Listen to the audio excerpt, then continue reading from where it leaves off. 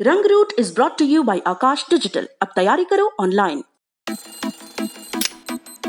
हर room को classroom बनाते हैं, टेस्ट सेंटर को उठा के घर ले आते हैं। जब बेवक्त डाउट्स नींद चुराते हैं तो उसके सारे नुस्खे हमको आते हैं। क्योंकि पढ़ने वाले बंदे कैसे भी पढ़ते हैं, अरे पढ़ने वाले बंदे कैसे भी पढ़ते हैं, पढ़ने वाले बंदे ऐसे ही पढ़ते हैं।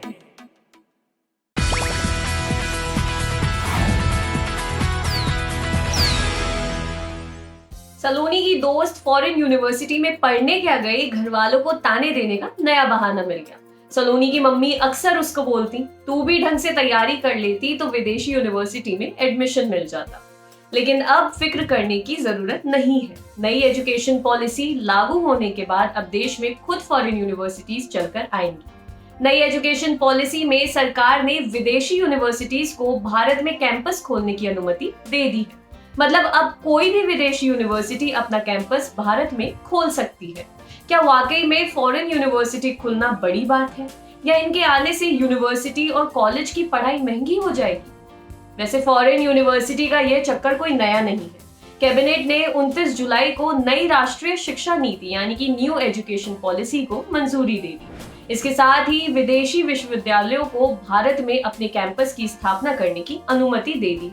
आपको बता दें कि पूर्व प्रधानमंत्री मनमोहन सिंह के नेतृत्व में यूपीए सरकार ने विदेशी विश्वविद्यालयों को भारत में अपने कैंपस स्थापित करने की मंजूरी देने की योजना बनाई थी।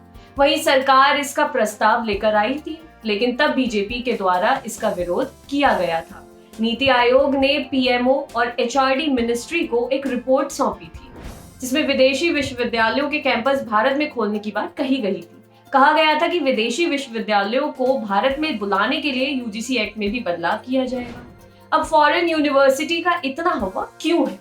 दुनिया भर में हायर एजुकेशन यानी कि क्लास 12 के बाद की पढ़ाई को लेकर ज्यादातर टॉप रैंकिंग यूनिवर्सिटीज विदेश में ही है। हर साल दुनिया की टॉप यूनिवर्सिटीज की लिस्ट निकलती है। इसमें टॉप 10 में रहने वाली यूनिवर्सिटीज अमेरिका या यूरोप के देशों की ही होती हैं।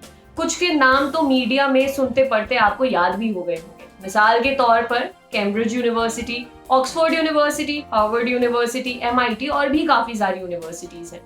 इन यूनिवर्सिटीज में पढ़ना ही बड़ी बात मानी जाती है। इसका सबसे बड़ा कारण है यहाँ पर पढ़ाने का तरीका और पढ़ाने वाले टीचर्स की क्वालिटी।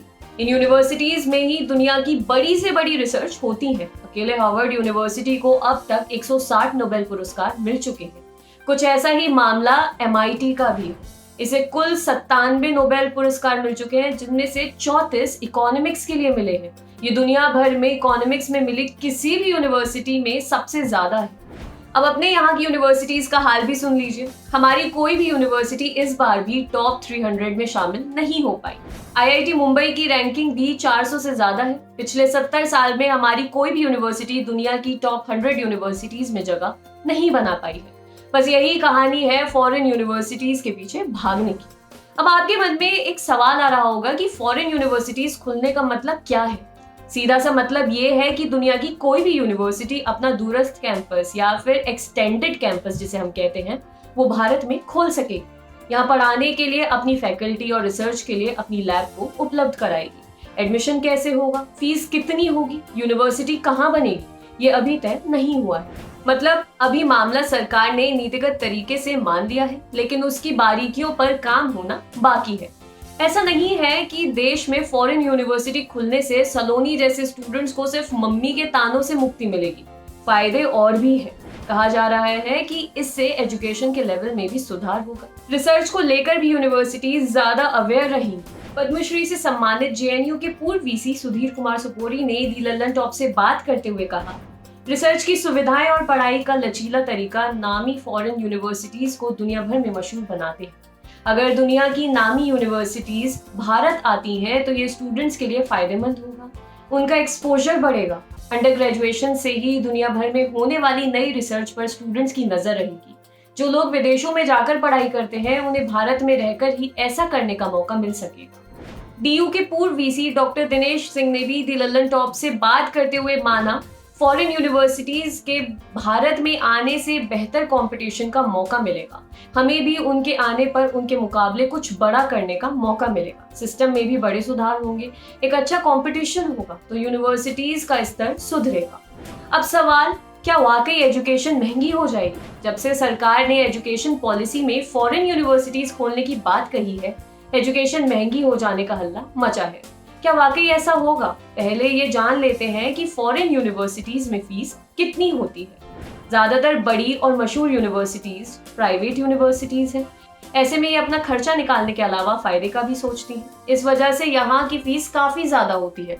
मिसाल के तौर पर हार्वर्ड यूनिवर्सिटी में सोशियोलॉजी में बैचलर्स डिग्री के लिए 40 लाख रुपए सालाना फीस लगती है। इसमें रहने, खाने और बाकी खर्च नहीं जुड़े। ये कोर्स भारत में कोई भी यूनिवर्सिटी 3 साल में कुल 1 लाख रुपए से कम में भी करा सकती है। हालांकि फॉरेन यूनिवर्सिटीज कई तरह की स्कॉलरशिप भी देती हैं, लेकिन फिर भी भारत के लिहाज से ये फीस बहुत ज्यादा है।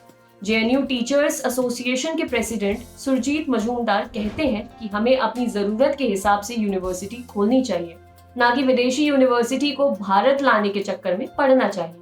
हमारे देश में पहले ही यूनिवर्सिटीज काफी कम है, उनकी संख्या बढ़ाने पर ध्यान देना चाहिए, क्योंकि सभी फॉरेन यूनिवर्सिटीज काफी महंगी है। ऐसे में ये वक्त ही बताएगा कि कितनी यूनिवर्सिटीज भारत की जरूरतों के हिसाब से कैंपस खोल सकेंगी। इनकी फीस सरकार तय करेगी या ये अपने मन मुताबिक ऐसा करेंगी, ये भी पता चलना अभी बाकी है। JNU के पूर्व VC प्रोफेसर सोपोरी ने दी लल्लन टॉप से कहा, फॉरेन यूनिवर्सिटी के भारत आने पर सहमति तो बन गई है, लेकिन अभी इसका पूरा खाता तैयार होना बाकी है। मिसाल के तौर पर यहाँ किस लेवल की यूनिवर्सिटी को आने का मौका दिया जाएगा, फीस का स्ट्रक्चर कौन तय करेगा, वहाँ पढ़ाएगा कौन, किन जगहों पर इन्हें खोला जाएगा आदि। उनका ये भी कहना है कि अपने देश में एक यूनिवर्सिटी के खुलने पर और एडमिशन की प्रक्रिया को शुरू करते करते ही 5 से 7 साल लग जाते हैं। ऐसे में सरकार कैसे किसी बड़ी यूनिवर्सिटी को भारत ला पाएगी, ये भी सोचने वाली बात है। ऐसा ही कुछ DU के पूर्व VC दिनेश सिंह का भी कहना है। वे कहते हैं कि किसी भी बड़ी यूनिवर्सिटी में भारत में आने में कोई उत्साह नहीं है। वो अगर भारत आती है तो इसमें कोई बुराई नहीं है। हर बात में सरकार पर शक करने की जरूरत नहीं है।